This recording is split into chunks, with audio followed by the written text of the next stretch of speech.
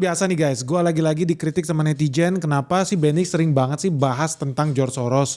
Kok dikit-dikit Benix itu nyalahin George Soros. Nggak mungkin lah George Soros ikut campur di politik Indonesia, nggak mungkin lah George Soros itu membiayai demonstrasi di Indonesia. Nggak mungkin lah kakek tua seperti itu kok bisa-bisanya mempengaruhi geopolitik Indonesia. Kayak nggak penting banget Indonesia ini buat George Soros. Apa iya? Intinya lu nggak percaya bahwa George Soros itu berpengaruh dan sering mengambil peran dalam menciptakan kerusuhan, demonstrasi palsu di mana-mana. Sekali lagi gue nggak bilang ya, yang demonstrasi di Jakarta itu palsu, enggak.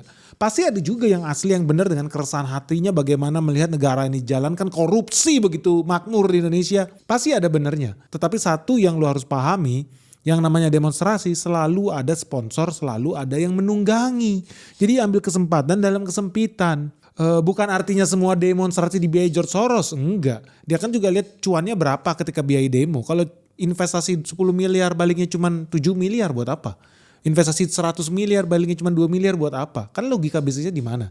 Tapi kalau seandainya dia cuma invest 2 miliar, tapi bisa dapat 100 miliar, cuma dapat 3 miliar tapi kerusuhan di 27 provinsi, itu kan cuan. Terus kalau lu bilang George Soros itu kan orang Amerika Serikat, gak mungkin dong dia masa mendemo sendiri negaranya, kenapa gak mungkin bro?